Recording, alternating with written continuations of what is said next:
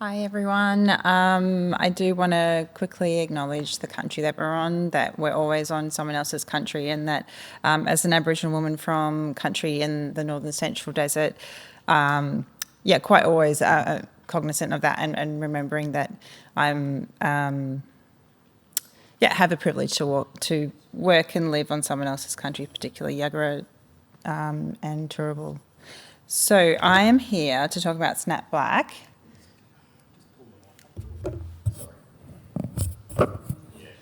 Yeah, I'm quite tall. Maybe I need to scoot closer. Snap Blak. So it's drawn from the Quagoma collection. It's a survey of photographic works by First Nations artists. Blak, in the spelling that we've used it here, is widely used today as a signifier of dynamic Indigenous identity in Australia. And it originated with Arab mirror and cuckoo artist Destiny Deacon. This happened in the 90s, and curators that worked with her on a show called Blackness, Black City Culture, or Black Without the C, Claire Williamson and Hetty Perkins, mentioned that Destiny developed this term Blak, with B-L-A-K, as part of a symbolic but potent strategy of reclaiming colonialist language to create means of self-definition and expression. So Snap Blak fittingly employs this spelling and honours its purpose. Snap also refers colloquially to the act of taking a photograph, as well as to rebuke, to snap or clap back to historical and mainstream representations of Aboriginal and Torres Strait Islander people. So it is divided into 4 loose thematic sections, and apologies, I should have put some of the layouts, but Sam's going to send that through so you can kind of see how these sections come together, but also how they are also loose because over 2 rotations, the nature of the collection, they kind of shift slightly between. It's not strictly these 4 walls of this section. It does kind of move and flow into each other. So each theme is also scaffolded around the idea of sovereign self-representation through the act of photography. Community POV, or point of view, celebrates potent collaborative practices. Visualising identity explores performative and symbolic representations of selfhood and connections to country. Revisiting history presents theatrical narrative responses to records of the past, and archive reply are responses to historic imagery as reclamations of individual, collective and cultural memory. And yes, overall, each image in Snap Blak recenters the photographic gaze on explicitly Indigenous perspectives, and these powerful assertions of visual sovereignty resist prevalent stereotypes, counter colonial mythologies, and elevate the joy and dignity of Black life. So coming into the gallery from, I guess, the escalator ends, it does start with community point of view, and it celebrates photographers whose collaborative approaches centre and empower community self-representation. Visual representations of Indigenous people and culture in popular media have long contributed to discriminatory definitions and denial of contemporary identity. With increased opportunity and access to photo media technology, Aboriginal and Torres Strait Islander people are redefining themselves through photographic practice. In presenting their own perspectives on culture, politics and belonging, they produce powerful alternative visions to community life. Within this section, Tony Albert and Naomi Hobson worked with communities of Warrakurna and Cowan, respectively, to produce energetic expressions of joy and individuality. The participants led the artistic direction in each project, showcasing dynamic youth cultures and their unique perspectives on the world. In each project, the artist's investment in mentorship of upcoming generations paves the way for the future of creative output in these communities. So what you're seeing is projects by Tony Albert from 2017. He was invited to the remote communities of Warrakurna and Patja in Nyanjara country in Western Australia to work collaboratively with the local art centre. For this project, Albert worked with the children in Warrakoona on a photographic series that brought together Tony's use of vintage objects and the Warrakoona artists' use recycling of discarded material in their art practice, ranging from shipping containers to car bonnets. In creating this series, the children took the lead, dressing as pop cultural heroes and role-playing in their playground amongst the detritus on the outskirts of town. The resulting images depict the participants as heroic definers of their own power and destiny. As the artist explains, the children of Warrakoona were the bosses. They made the costumes and found the locations, and it was very important for me that they became co-authors of this work. Also, I don't know if you know about, there's an exhibition in France at the moment in Arles. This series, this one will be in rotation 1 and then this one will be in rotation 2. And some of these works from this series are currently on display in Arles in France as part of the photo festival on country over there. So Naomi Hobson works with the youths in her home community of Cowan, Cape York, to tell their unique stories in their own voices. Her collaborators are empowered to lead their own narratives, taking an active role in the composition of their shoots. They each contribute a story that becomes the title. So you can see they have quite long titles and they're often a quote from the participants. The resulting photographs in Adolescent Wonderland are energetic expressions of individuality and identity set against the complex systems that seek to define them. The artist explains, "I want to give a voice to my young people so that the world can see them, their energy, vibrancy and sense of humour. They are the light of our community, and even though they live remotely, they're totally engaged in this new world with their style. Their individuality is ever present, as is their Indigenous heritage." And this is in rotation 2. Hobson also comments that she uses photography to give my people a voice from the perspective of a Black person speaking with Black people. Being from the community of Cowan and sharing life's experiences with Cape York people, there is an intrinsic trust and oneness that exists in these photographs. While the camera is always present, it is also invisible. We can just talk and capture the essence of the moment. Working collaboratively with his own and other communities has been the hallmark of Ricky Maynard's practice. In this series, the returning to places that name us, it's an important body of work for Maynard that demonstrates his continued belief in the value of documentary photography as a tool to effect social change. It explores his interest in the places in which we are connected and from which we are displaced. Using portraits that derive directly from the reciprocal relationships he cultivates with his subjects, his methodology of gaining the sitter's trust represents a deliberate reversal of traditional ethnographic and historic photography of Aboriginal people in Australia.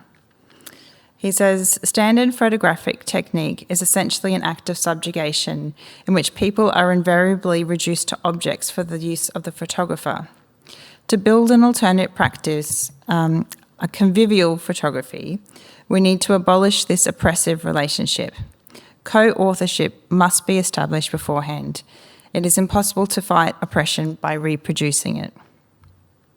So this is rotation 1, and this one will be this group will be in rotation 2. According to Stephen Gilchrist, Maynard's portraits aim to give a public face to the Wik people and raise awareness of their fight for culturally lawful access to their land and country. The close cropping of these images creates highly dramatic and intensely personal portraits that invite empathy as well as lend strength to their struggles. The subjects are imbued with a sense of dignity and grace, and the warmth shared between the photographer and those being photographed is evident. Also in this section, works by Brisbane-based photographer Michael Aird. These documentary images portray local community members, or Brisbane Blacks, which is also the title of his illustrated publication, portray them at pivotal moments in the 1980s. The works are intimate in scale. reminiscent of family photographs, and they're reflective of Aird's connection to the people photographed and his role as an active participant in these events. Aird's photographs demonstrate how increased availability of photographic technology makes visual and artistic expression accessible to a broader community. Here, Aird presents powerful political statements about the position of Aboriginal people in contemporary Australian society, while drawing attention to the many difficulties faced by his people. He also conveys a positive assertion of identity and determination to fight for greater rights for Aboriginal people. Photography is the process of capturing a tangible likeness of the visual realm through light and shadow, composed through the lens of experience and perspectives of the photographer. It's also a powerful medium for self-expression and visualization of multifaceted identities. Artists employ a variety of photographic methods to compose imagery that represents the light and shadow of self, or present potent responses to dark histories of representation and treatment of Aboriginal people. Michael Riley was an Australian Indigenous photographer and filmmaker and co-founder of Bamali Aboriginal Arts Cooperative. He was also a significant figure in contemporary Indigenous Australian art. In his Sacrifice series, images of crosses, fish, lilies and stigmata function not only as Christian symbols, but as symbols that narrate sacrifice. Sorry, I've lost my place. Riley intended not to disparage Christianity as a practice, but to critically examine how it was weaponised in the displacement of Aboriginal people from their land and their culture. We'll also show cloud. So I guess I'll mention at this point, because we're moving into much bigger,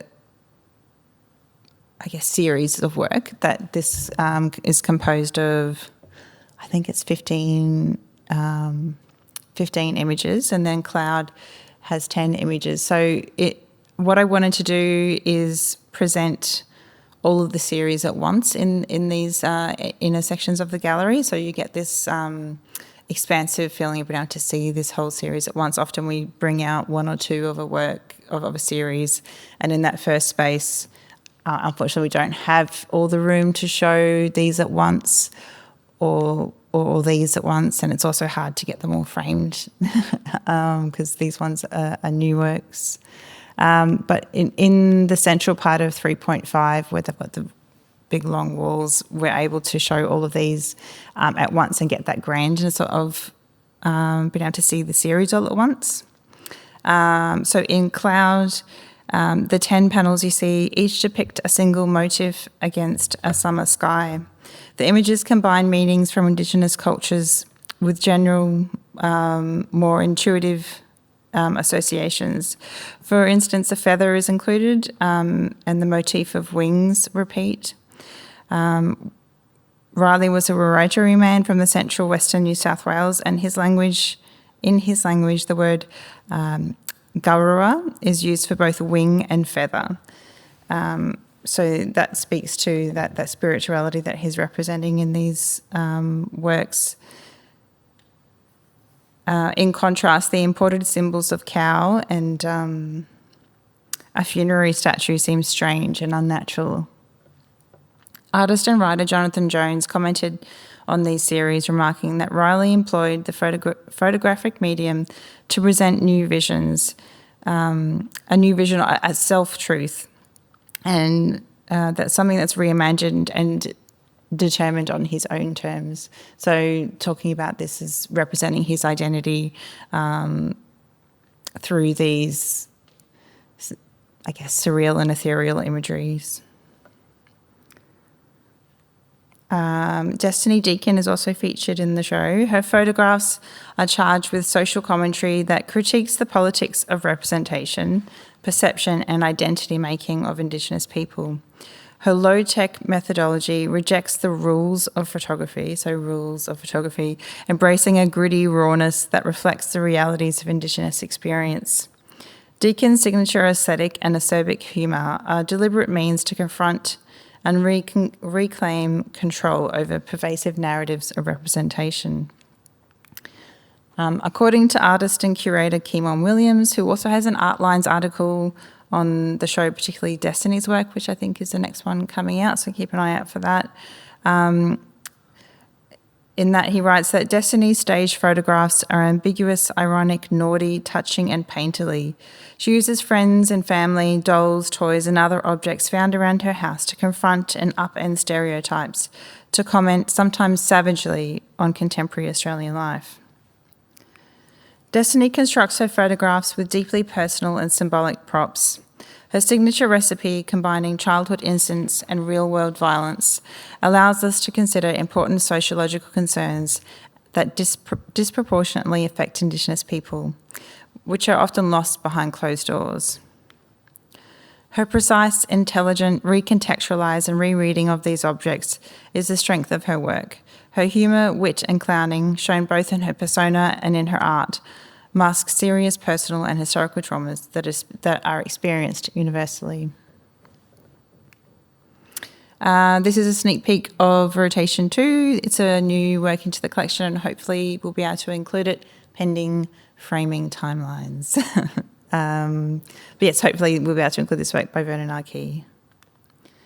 Artists within this show that are engaging in self-portraiture perform versions of themselves through a self-reflective photographic gaze. Steeped in emotion and personal narrative, these works demonstrate often a level of vulnerability combined with a sense of immediacy not felt in other mediums. In these works by Darren Sewers, he explores themes of history, colonialism and Indigenous identity. In Stand Monument on the right, the artist's transparent figure appears to haunt the site in front of an Adelaide War Memorial. The work asks questions about Indigenous presence in nation-building narratives associated with Anzac memorialisation. Meticulously crafted with no digital manipulation, Sewers's portraits are photographed with multiple long exposures, during which he enters and exits the frame, and he uses a silver dye bleach printing process that creates a shimmering reflective surface that enhances the ghostly effect of the image. And his ghostly apparition tenuously claims a position in these landscapes and often alludes to this presence or non-presence of Aboriginal people throughout history. Also bringing out this self-portrait series by Christian Thompson. In the series Polari, Thompson adopts various personas throughout all of his work. He adopts various personas through elaborate costumes, disguises and adornments, not just through photography, but in videos, sculptures and increasingly live performance and sound work. The Polari series takes its name from the British coded slang employed by performers and LGBTQI plus subcultures between the 1920s and 1970s. The series explores metamorphosis and the fluidity of identities through performative self-portraiture. And a quote from Christian Thompson, "We are constantly changing physical and emotional form, yet we stay the same. I think this is one of the underlying trajectories of my work and also of human experience, to understand ourselves more deeply and to find our place in the world."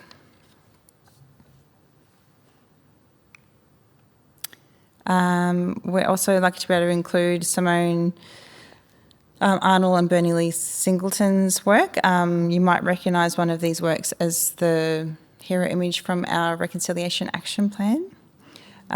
This series, created by Simone and Bernie, is called Ritual.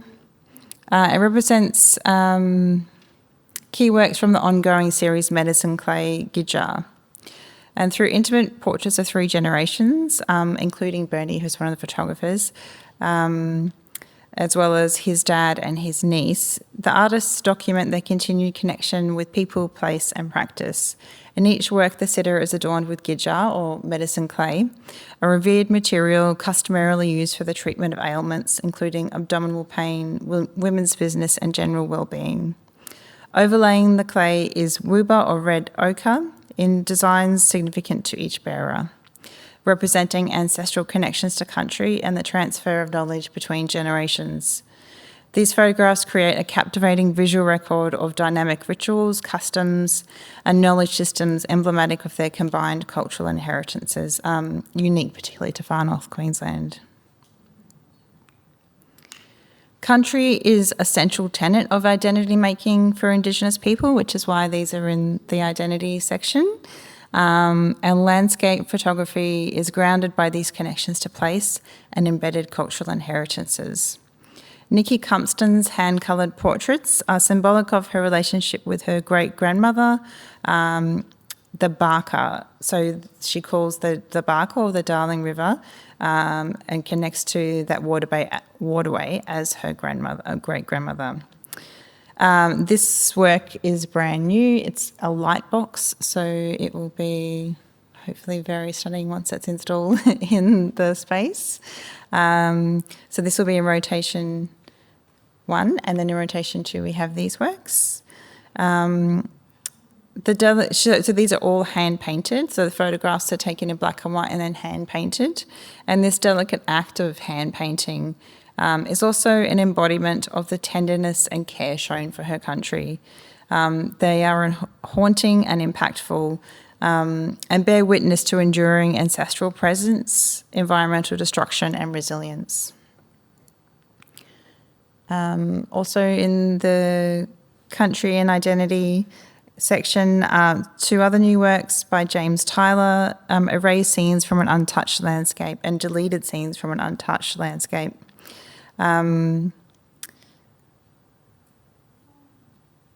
So these are ambrotypes, which is the type of photography. I don't have that information in front of me. I put this together really quickly. All the text has just gone to print, so we're in this process of, I'm coming out of this process of deeply researching and then writing and then quickly presenting it to you. But they are actually cut where those geometric shapes are, and the black behind it is actually black velvet. So the actual photograph itself has this void in it that represents those erased scenes or deleted scenes that are essentially pointing to the deletion of Aboriginal people from this landscape.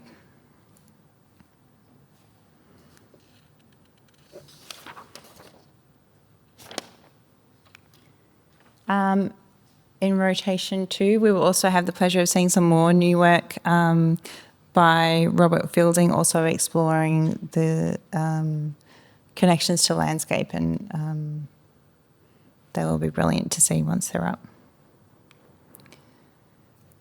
Contemporary artists continue to defy the erasure of their experiences and redress the colonial biases of colonial understandings of Indigenous people. Through a photographic lens, artists within this thematic section tell stories in the form of staged theatrical enactments, creating deeply personal responses to inherited histories of their ancestors and country.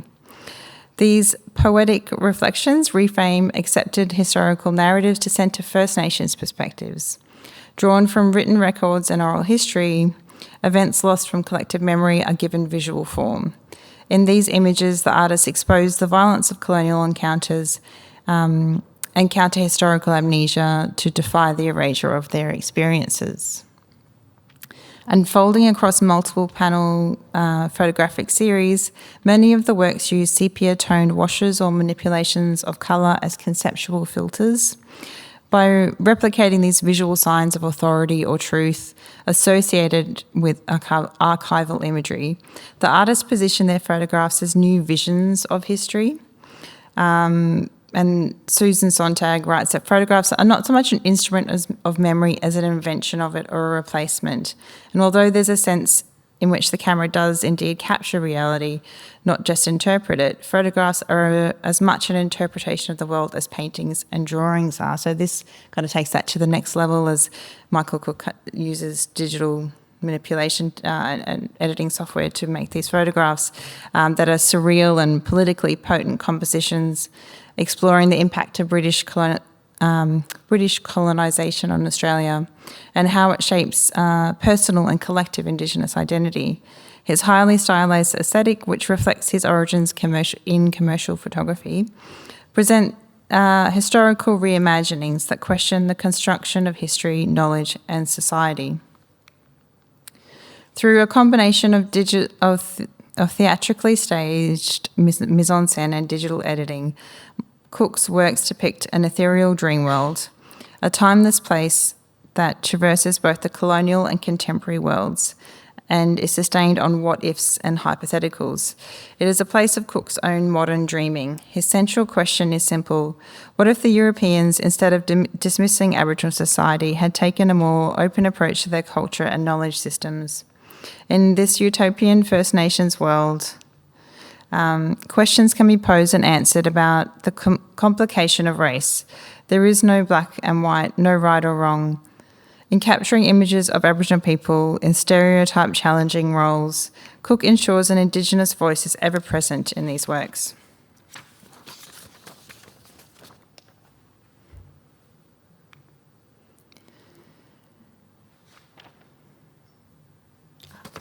Sorry, lost my place. We'll also be showing Fiona Foley's Oyster Fisherman. Across her career, Foley records the history of Australia from a bachelor perspective. This series continues her work applying post-colonial and decolonising ideologies to historical narratives. In the photographs, the artist places herself as the central female character within a disturbing narrative. The series begins with a self-portrait, Foley in a blue dress, holding out a nautilus shell. The bachelor people are known as the people of the nautilus shell. Three young white men, the oyster fishermen, are camped nearby. After a fleeting series of close encounters, we witness the fatal crime. The young men capture the woman who is bound, brutalised, and sexualised before being cast into the sea over the oyster-rich rocks that first lured the men. Foley's art practice balances seductive aesthetics and potent politics, while barely veiling her palpable rage at the history of the treatment of Aboriginal people.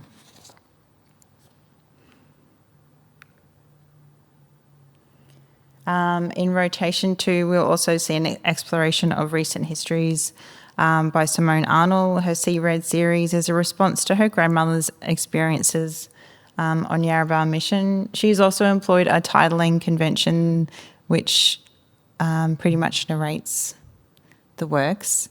While this can be frustrating to people within an institution, I feel like this is a very strategic on her part that wherever they're shown, they will always carry the story and not be shown in isolation.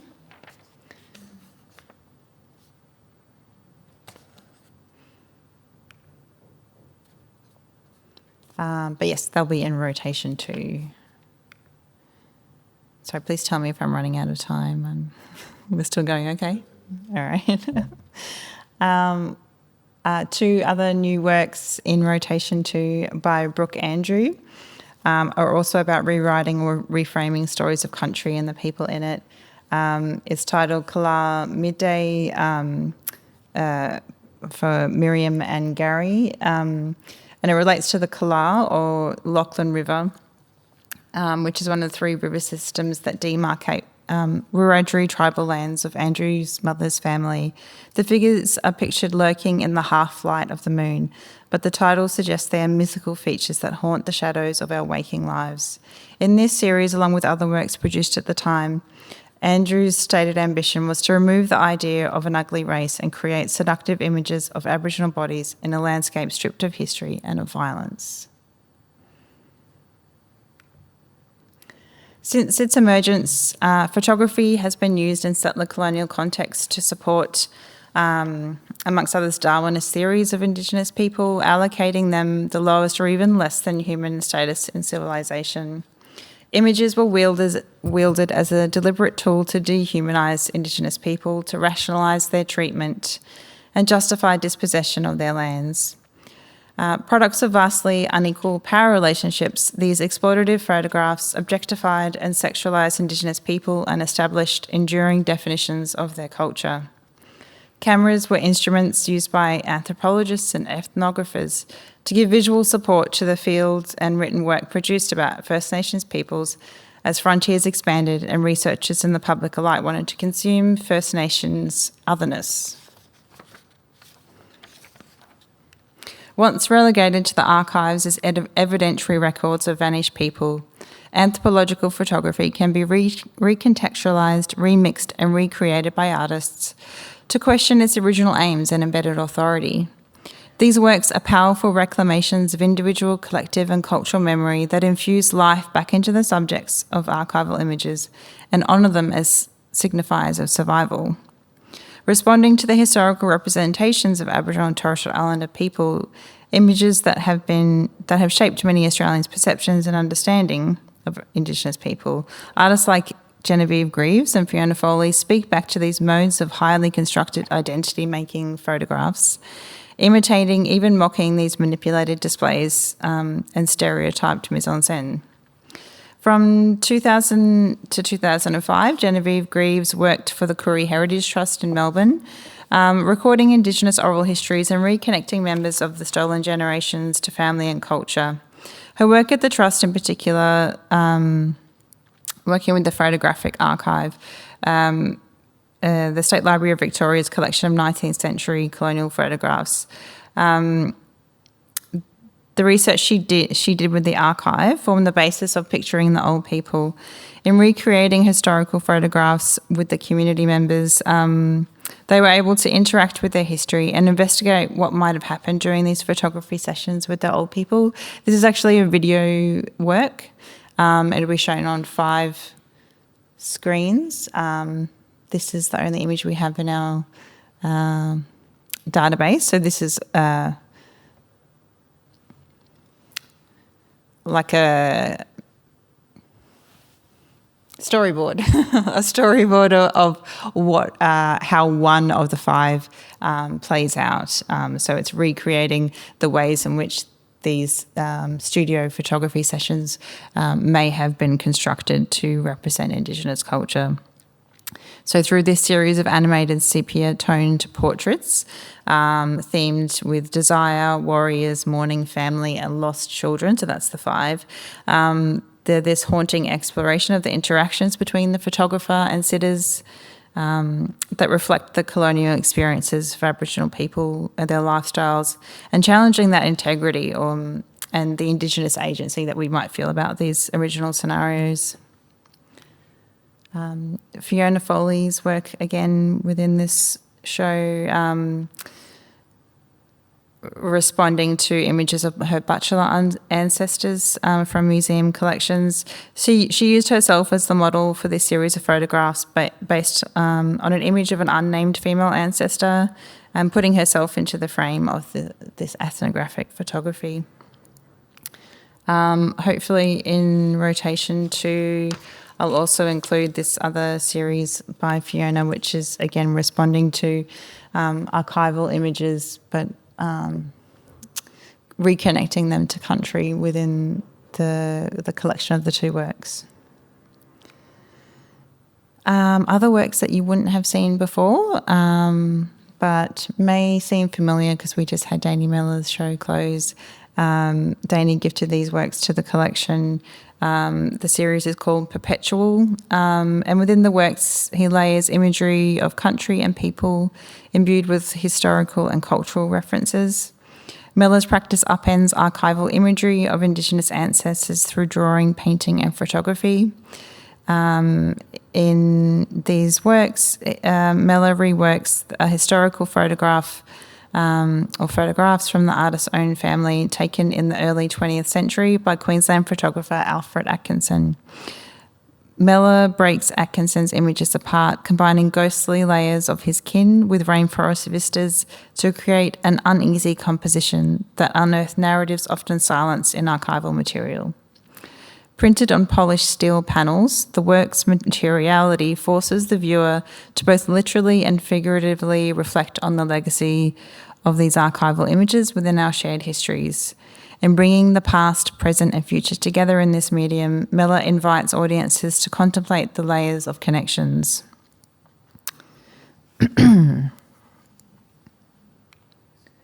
In rotation 1, we also have Brooke Andrews' work Sexy and Dangerous, again recontextualising historical photographs, including the man from Barron River, from far north Queensland. And yes, this connects to Danny as well, because he had this in his show downstairs, if everyone remembers that work. But within this work, Sexy and Dangerous, Brooke Andrew transformed this photograph, which was likely made as an ethnographic curiosity, into an image with radically different connotations from its original context. The Chinese characters displayed on the man's chest, like a breastplate, resemble tattoos. They translate as ancient tempting woman in Mandarin, and interestingly, old irritating woman in Japanese. Beneath the characters are English words sexy and dangerous. These phrases refer perhaps to the sexualisation of black men and women and the feminisation of Indigenous men in the colonial imagery. Read one way, Andrew exposes in the image an unacceptable cultural parameter of desire and sexuality. At the same time, seen through a queer lens, this polymorphous portrayal can be read as a positive aspect of the artist's own identity. Other artists within this section delve into both institutional and familial archives, transforming photographs of their kin through performative gestures that create new meaning. These works are reconfigured instruments of memorialisation that reconnect stories, genealogies and memory to reverse colonial narratives and perspectives. This work won't be up to rotation 2, these two works, but they're by Leah King-Smith, from the series Patterns of Connections. It's one of her most well-known and widely exhibited series. These multi-layered images combine 19th century portraits of Indigenous people with the artist's own images of Victorian landscape. And in the process, Leah King-Smith re-photographed these portraits. So they were taken in European professional studio settings, and then she re-photographs them physically. So she has like a process that creates the way that they're configured. So she photographs them using a fisheye lens, and through this process she's aiming to reconnect the way she reconnects both country and people. She's reconnecting these subjects to the land and representing them in new positive and potentially spiritual lights, and the different layers merge and interconnect in a dream-like and ghostly way. Rotation 1 will have Brenda Croft's series, and in the subject of these works is the life history of Brenda Croft's father, Joseph. And the series stands as a memorial to his influence on her and as a testament to her hopes for the eventual redemption of his memory and his people. Joseph was born around 1926 on Victoria River Downs in the Northern Territory, one of the largest cattle stations in the world. And he was a member of the stolen generation, removed from his mother at less than 2 years of age. And these photographs chronicle Joseph's transition through life, from time spent in a home for Aboriginal boys to his marriage to Brenda's white mother, to his eventual meeting with his biological mother late in life. Across the works, the artist has laid digital collages of imagery from familial and institutional archives interwoven with text. They visualise the distorted layers of memory as well as the fragmented life of her father and children like him. As Brenda explains in my father's house is a memorial not only to my father and brother, but a memorial to all those children stolen from their families and denied knowledge of all their heritage. This work is about chasing and catching those memories as they fall. This one will be in rotation too. Again, more about photo media and combining those layers across history. Also, the last work I'll show you is Diane Jones. Again, more photo media than exactly photographic. Her practice explores her Indigenous heritage and references Australian art history in order to deal with issues of Indigenous identity and representation.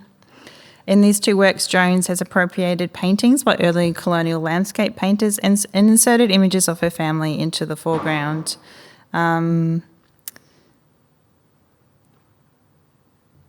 Yes, that's all I'll say because we'll wrap up so we have some time for questions.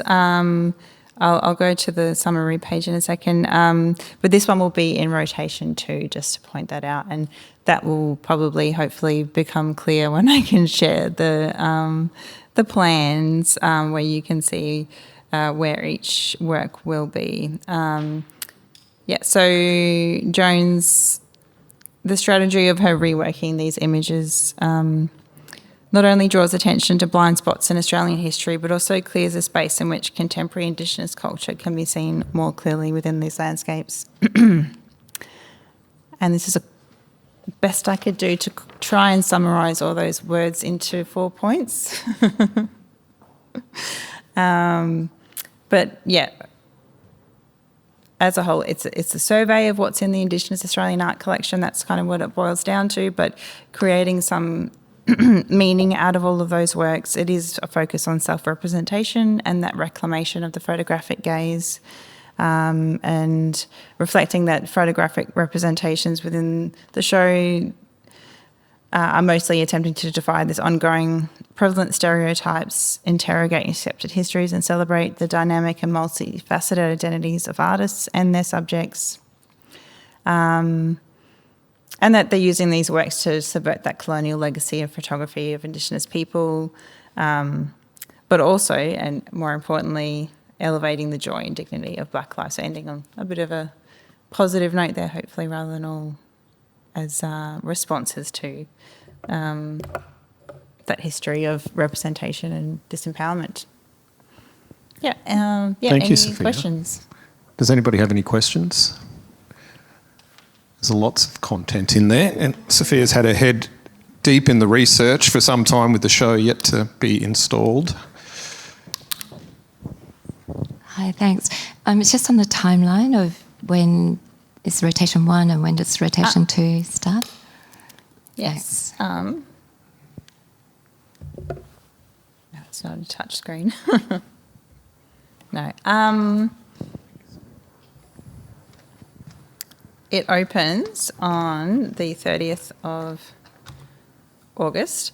So with works on paper, they can only be shown for 6 months. So I don't have the exact date on me, but it will be 6 months. It's a 12-month show, so halfway through,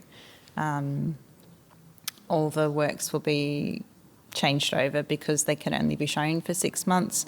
Otherwise, they will all need to go for a rest period. All works on paper, including all the works, the photographic works.